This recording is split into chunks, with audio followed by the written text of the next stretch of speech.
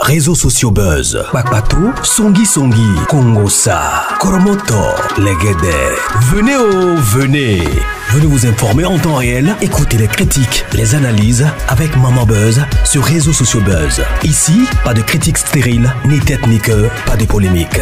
Maman Réseau, Maman Buzz de tout le monde est là. Maman Buzz sur Réseaux sociaux buzz. Et Lengue Zangali Passa. Le goût qui n'a pas de concurrent. Mes parents étaient dans une loge et en étant dans cette loge, ils ont sacrifié 40 personnes. Quand elle parle de 40 personnes là, c'est de deux familles. De la famille de son père et de la famille de sa mère. Au total de personnes qu'ils ont sacrifiées, le 2, c'est 40. Sans compter les avortements que sa maman faisait pour le sacrifice, parce qu'au début, c'était des avortements. Sans compter également son ventre à elle, que ses parents ont sacrifié, parce que elle est la fille unique de ses parents. Alors, appelez-moi Maman Réseau, appelez-moi Maman Buzz. Ça fait très longtemps, vous avez pleuré. Maman Buzz les histoires, Maman Buzz les histoires, oui. Vous savez, non? J'avais accouché et j'ai 2 chaînes. Né la NG officielle et Réseaux sociaux buzz. Ici, ce sont des réalités vraies. Je ne montre pas le visage de personne ici, mais je raconte des histoires vraies, des vécus de gens. Alors, vous aussi, si vous avez une histoire, n'hésitez pas de me raconter votre histoire. Je ne vais pas citer votre nom, à moins que vous me la demandiez. Écrivez-moi dans ces numéros ici. Racontez-moi votre histoire. N'oubliez pas, Maman Buzz, moi, j'habite dans les détails. Moi, l'histoire, c'est tous les détails. Parce que vous ne savez pas ou je ne sais pas, c'est quoi la partie de l'histoire qui va réveiller une personne, qui va révolter une personne. Écrivez-moi votre histoire ou racontez-moi votre histoire en voice. Prenez le temps de me raconter votre histoire en 5 minutes, 5 minutes, 5 minutes. Et Maman Buzz va vous recontacter. Elle vous posera certaines questions et on recommencera à partir de là. Alors, cette histoire m'a été racontée depuis Matadi. Matadi, c'est une ville dans une des provinces en République démocratique du Congo, précisément dans la province du Congo central. C'est la fille du couple qui m'a raconté son histoire. On va nommer cette fille du couple-là au nom d'Angèle. Son nom c'est Angèle, selon cette histoire, mais ce n'est pas son vrai nom, justement pour cacher, mais vous racontez cette histoire. Des fois, nos malheurs proviennent de nos propres parents. Voilà. Angèle, c'est une fille unique. Son père, fille douanier. À Matadi, on les appelle des déclarants. C'est un douanier très réputé dans la ville de Matadi. Vous, même si votre problème au niveau du port de Matadi a pris combien de temps, dès que vous le contactez, il va vous aider à dédouaner vos conteneurs. C'était ça le travail de son père. C'est parmi les anciens déclarants, en tout cas, dans la ville de Matadi. Il a fait plus de 40 ans dans ces métiers-là. C'est tout ce qu'il a fait toute sa vie. Mais la vie n'était pas comme ça. Aujourd'hui, son père est dans une très bonne position, mais sa mère est décédée. On l'avait enterrée hier. Mais l'histoire, elle me l'avait racontée quand sa mère était à l'hôpital. Mais elle m'avait dit que ma mère décède ou que ma mère soit en vie, tu vas raconter cette histoire. Parce que ma mère ne veut plus travailler pour mon père. Parce qu'elle a remarqué qu'elle a beaucoup enterré les membres de sa famille. Même les personnes qu'elle aimait les plus. Mais tellement qu'elle avait accepté de travailler en collaboration avec mon père, elle n'a plus personne autour d'elle. Elle est restée toute seule. Voilà. Alors, ma mère, elle était une jeune fille.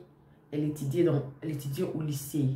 Au lycée qui est, je vais citer le nom de l'école parce que c'est une école au lycée Vouqueto, très jeune, à 15 ans. Elle a connu mon père qui était déjà déclarant dans le vingtaine au niveau des ports des Matadi.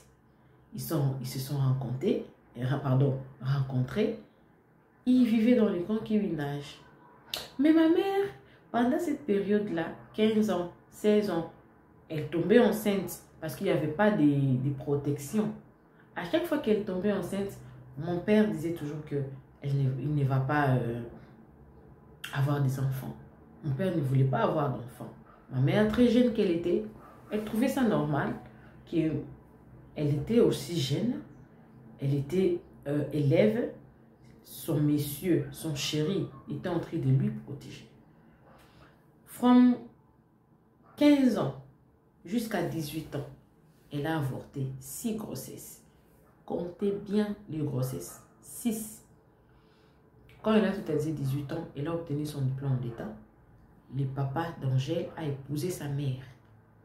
Arrivée dans le mariage, 18 ans, que cette maman-là est entrée dans le mariage. Elle a fait 28 ans de mariage. Donc, elle est décédée à l'âge de 56 ans. 30 ans, non, 46 ans. Elle est décédée à l'âge de 46 ans.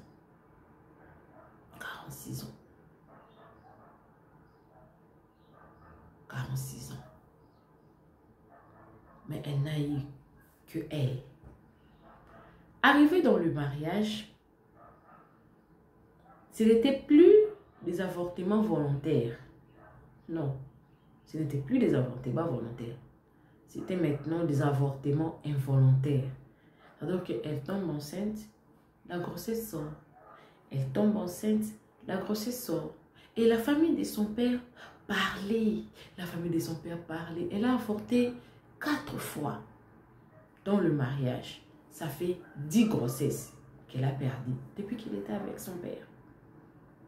Tellement que la famille de son père parlait beaucoup, menaçait son père.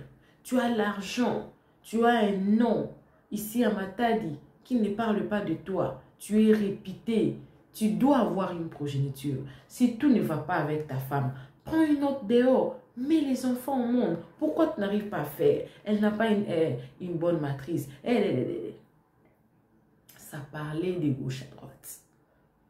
Ma mère, naïve, amoureuse, mariée à 18 ans. Elle tombe enceinte de la 5e grossesse. Son mari, obligé de la faire asseoir pour lui parler. Maman, il y a un problème.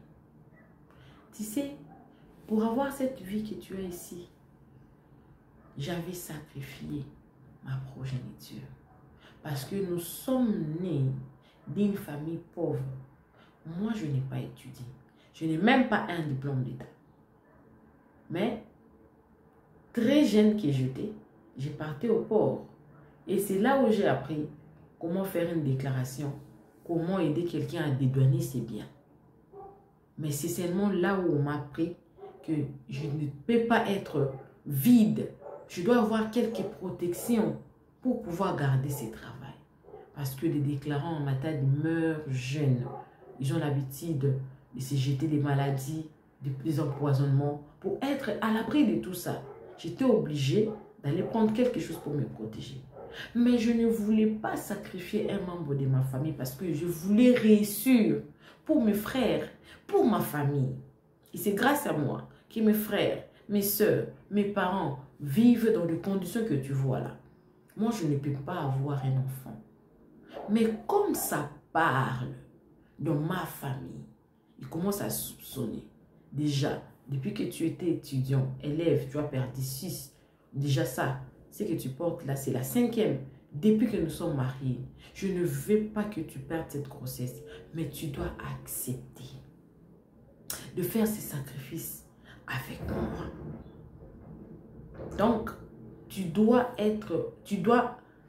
accepter qu'on puisse maintenant faire passer de personnes vivantes. Parce que si tu ne le fais pas, moi, je vais mourir. ou toi, comme tu connais comme ça, toi tu vas mourir.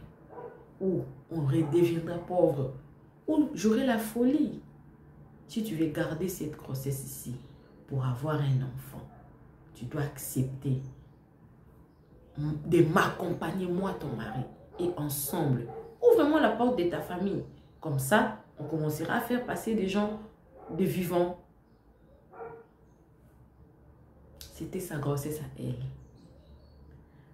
Sa mère pensait que, en acceptant le deal avec son père, elle aurait des enfants. C'est seulement les membres de famille qui seront sacrifiés.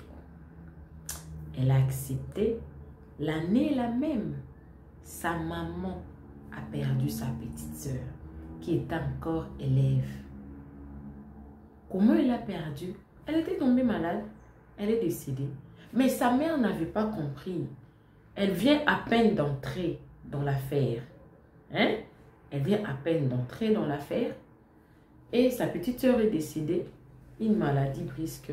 Elle est décédée. Bon, elle n'avait pas compris. Son mari l'a dit.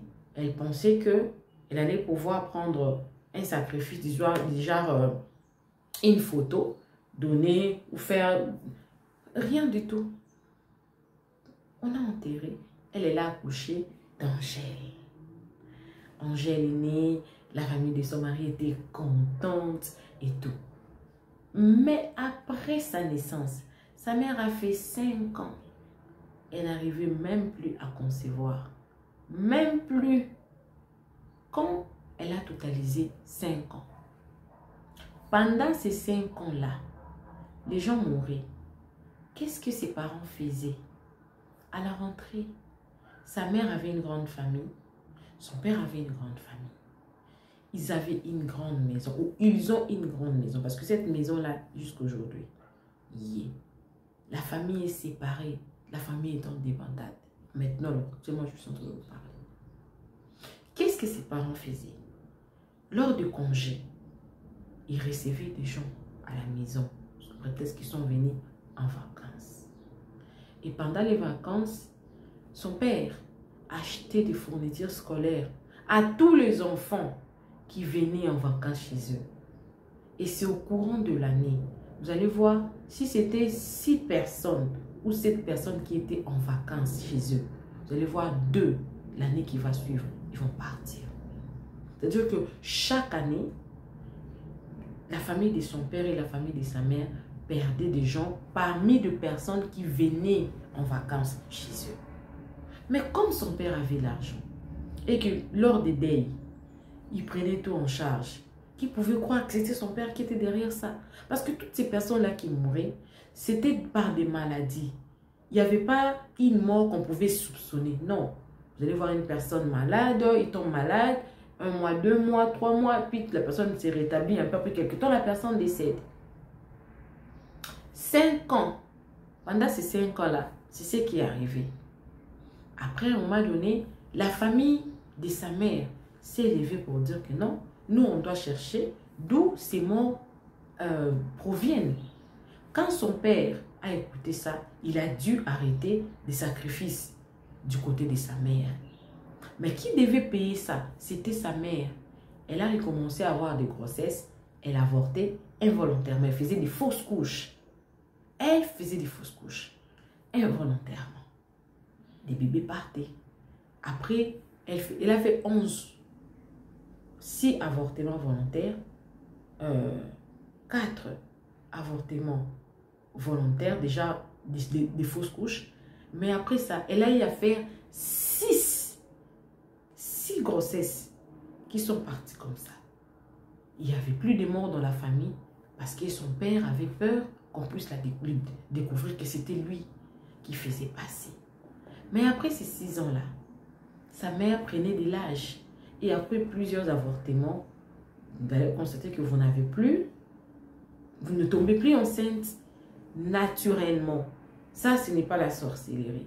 C'était naturel qu'elle ne pouvait plus tomber enceinte. Mais son père avait besoin du sang pour continuer son business. Il avait besoin du sang. Qu'est-ce qui est arrivé? Son père, comme sa mère connaissait déjà ce qu'il était en train de faire, Les morts ont continué. Les morts ont continué. Et elle, Angèle, elle a demandé à ses parents de la ramener une cousine qui avait des difficultés. Donc, la fille de la grande sœur de son père. Si elle pouvait venir rester avec eux à la maison. Cette cousine-là n'aimait pas du tout l'école. Quand elle est venue rester avec eux, en restant avec eux, elle est tombée enceinte. Elle était enceinte de jumeaux. Quand elle a donné naissance, elle a perdu un bébé. Quand elle a perdu un bébé, les parents d'Angèle lui ont demandé de continuer à rester avec eux. Parce que c'est là où elle était tombée enceinte et c'est là où elle a donné naissance qu'eux, ils ont sacrifié, pardon, un enfant. Donc, ils ont dit qu'il n'y a pas de problème. Reste comme ça, nous, on pourra prendre en charge ton enfant. Il deviendra comme le nôtre. Toi, tu pourras rentrer à l'école. Et c'était ces sacrifices qu'ils prenaient. La fille, tellement qu'elle n'aimait pas l'école, elle était homme après homme. Et à chaque fois que la fille tombait enceinte, sa maman l'avortait. Et ces avortements-là, ce sont eux qui utilisaient ces enfants-là. Et la fille, à un moment donné, elle a fait 3 avortements volontaires de par la femme de la tante qui était la mère d'Angèle. C'est comme ça qu'elle s'est décidée de quitter cette maison-là. Quand elle a quitté cette maison, une année après seulement, elle était décédée. Et son fils-là, sa maman l'a élevé jusqu'aujourd'hui. Jusqu'aujourd'hui. Il est même à l'université. Alors, elle-même, arrivée à 19 ans, 19 ans ou 20 ans, parce que sa fille a 8 ans, 9 ans, comme ça. Elle est tombée enceinte. Quand elle est tombée enceinte, sa mère ne voulait pas dire à son père que sa fille était enceinte parce que elle n'a pas fait beaucoup d'enfants. Elle a attendu jusqu'à ce que cette grossesse-là a totalisé 6 mois. C'est comme ça qu'elle avait annoncé à son père. Ce n'était plus possible de sacrifier cet enfant. C'est comme ça qu'elle avait accouché d'un enfant que sa mère aussi avait pris. Mais en accouchant cet enfant-là, sa mère avait sacrifié son ventre. C'est comme ça qu'elle a ressenti la colère quand sa mère lui a dit la vérité avant de décéder. Donc, quelques jours avant de décéder. Sa fille a 8 ans aujourd'hui. Parce qu'elle-même, Angèle, elle a 28 ans, 29 ans aujourd'hui. C'est comme ça que les morts ont continué. Il y avait des morts, il y avait des morts, il y avait des morts. Si ce n'est pas dans la famille de l'homme, ce serait dans la famille des femmes. Mais la plupart des personnes, c'était des personnes qui recevaient de l'aide de la part de son père. Son père a construit une grande maison pour ses parents et 2 autres maisons qu'il a construites pour ses frères et sœurs. Je rappelle que le couple est issu d'une grande famille. Son père, ils étaient au nombre de 11. Sa mère, son père était polygame. Ils sont plus de 30 enfants. Donc, c'est comme ça qu'il y avait beaucoup de sacrifices, tellement qu'elle m'a expliqué, à part le grossesse, des avortements, de fausses couches, il y a eu 40 personnes que sa mère a comptées du côté de son père et du côté de sa mère dans un espace de 28 ans. Ces 40 personnes-là sont décédées dans cet espace. Qu'eux, ils savent que c'est eux qui sont derrière ça. Et c'est fait que la famille est éparpillée, non? Il y a une famille qui est à Matadi, l'autre famille est à Kinshasa. Mais sa mère, elle me dit, depuis 2023, sa mère s'est plaignée. Elle prenait de l'âge. Oui, elle a sa petite fille. Sa petite fille, la fille d'Angèle, qui était toujours très joyeuse. À chaque fois que sa mère la regardait, elle dit toujours que je ne veux plus perdre des gens dans ma famille. Je commence à avoir honte. À tout moment, je suis endeuillée. Je suis endeuillée. Je suis fatiguée de cette vie. Je vais aller me reposer. Elle a dit depuis 2023 que sa mère a commencé à dire ça. Et elle, en 2024, qu'elle était mariée. Arrivée dans le mariage, 2024, elle n'a pas fait d'enfant. 2025, on a commencé ici. Même pas la grossesse ou une fausse couche. Non, non, non, il n'y en avait pas. Il n'y en avait pas. Mais que le monsieur qu'il avait épousé, c'est un monsieur qui craignait Dieu. Elle a connu ces messieurs-là à l'université. Ils ont eu à se côtoyer. Il a épousé la fille. 2023, ça passait encore. 2024, pardon, ça passait. 2025, vous voyez, nous avançons vers la fin. Et il me dit, Maman Buzz, nous étions en prière. Parce que depuis que je suis mariée, oui, j'ai ma fille qui aura bientôt 8 ans. Ma fille est restée chez mes parents. Alors, je n'ai pas de charge, je n'ai pas amené cet enfant-là chez moi. Je ne l'ai pas amené. Parce que ma mère dit toujours que c'était l'enfant cadeau. Et le fils de leur cousine, de leur nièce qui était décédée, qui était jumeau, dont les 2 enfants-là sont restés chez eux. 2024, 2025, son mari ne prêtait pas trop attention que sa femme ne pouvait pas avoir, même les fils qui ont un avortement, une grossesse et tout. Il a décidé de prier d'abord et de mettre l'offrande. Je vous rappelle que elle-même en jeune ne savait pas prier parce que ses parents ne priaient pas. Ce n'était pas que non, ils faisaient semblant. Non, elle ne priait pas. Il ne partait pas à l'église. Sa mère n'était pas une femme qui aimait la prière. Elle n'a pas appris à prier chez eux. Elle a appris à prier dans son mariage. C'est comme ça que au mois d'août seulement ici, son mari avait prié, il a pris l'offrande, il a mis, ils étaient en prière à la maison, et en clôturant cette prière-là, ils ont pris l'offrande, ils ont mis à l'église parce qu'ils avaient demandé un enfant à Dieu. Août, je parle d'août. Alors, seulement en août, ils ont perdu une tante à Kinshasa. Sa mère est partie à Kinshasa pour l'enterrement, comme ça se passe dans toutes les familles, parce que c'était la sœur de sa maman. En revenant, sa mère s'est plainte qu'elle ne va plus continuer avec la vie d'enterrer ses frères et sœurs. Elle était fatiguée. Elle voulait aller s'y reposer. Et elle a appelé. Elle a dit que moi, je vais te dire une chose. Je ne veux pas partir avec ces secrets parce que je suis fatiguée. L'histoire que je vous raconte, sa mère l'a racontée personnellement. Pas parce que sa mère s'est convertie. Non, parce que sa mère en a eu marre de voir le sacrifice. Parce que elle n'était pas entrée dans les loges. Elle a seulement accepté que son mari devrait protéger son travail en sacrifiant des gens, même dans sa famille. La porte, c'était de l'argent, des cadeaux. Et que sa maman a ouvert son cœur et a commencé à lui raconter qu'est-ce qu'ils ont eu à faire avec leurs parents, ses parents. Et c'est là que sa mère dira que tu sais que tu ne mettras plus un enfant au monde. Parce que quand tu avais accouché de ta fille, nous, on avait sacrifié ton ventre. Tu n'auras plus un autre enfant. C'est seulement l'enfant qui est chez nous à la maison. Ça, je te le dis, parce que je ne veux pas partir avec des secrets. C'était au mois d'août. 1 mois après seulement, sa mère a fait une crise. Elle était revenue encore de Kinshasa parce que dans un espace d'1 mois, ils ont perdu 2 personnes dans la famille de sa mère. Maintenant, je ne sais pas, la seconde personne là, comme elle me dit, c'est toujours son père ou ce n'est pas lui, ou c'était une mort naturelle.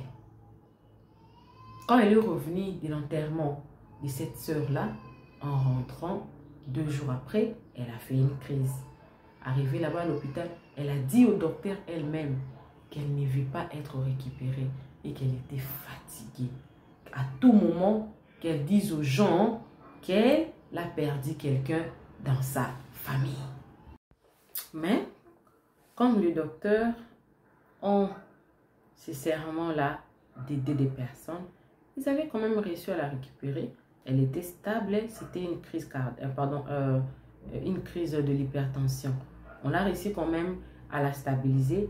On l'a dit de rentrer à la maison. Et le soir, qu'elle est rentrée à la maison, le soir là, elle a fait encore une autre crise. Elle est partie et elle ne rentrera plus. On l'avait enterrée hier. Mais l'histoire ici, elle me l'a racontée, ça fait déjà un mois que j'ai cette histoire. Elle m'a dit, maman Buzz, même si ma mère va mourir ou non, mais j'aimerais que tu racontes cette histoire.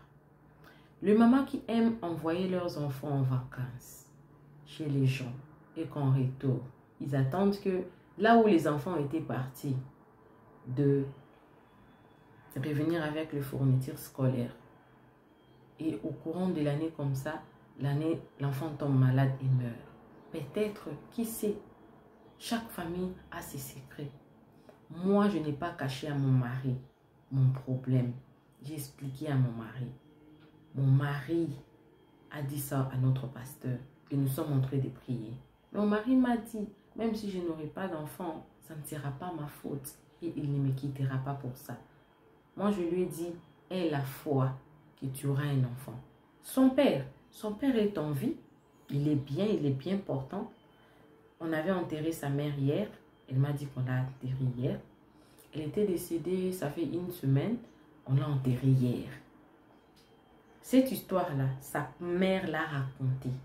Mais son père ne sait pas qu'elle sait. Il ne sait pas. Puis je lui ai dit, non, toi aussi ne dis pas. Sois seulement ferme dans la prière. Le sort de ton père, Dieu seul le sait. Mais sa mère n'a pas pu s'y porter. Il y a des mauvaises rencontres. Les parents, priez pour vos enfants. Filles ou garçons, priez pour vos enfants. Priez même pour le mari et les femmes de vos enfants. Priez pour leurs amis. Parce qu'on ne sait pas. Il y a des mauvaises rencontres. Un jeune homme, bien là, travaillant, il a l'argent. Mais son argent lui-même, il sait.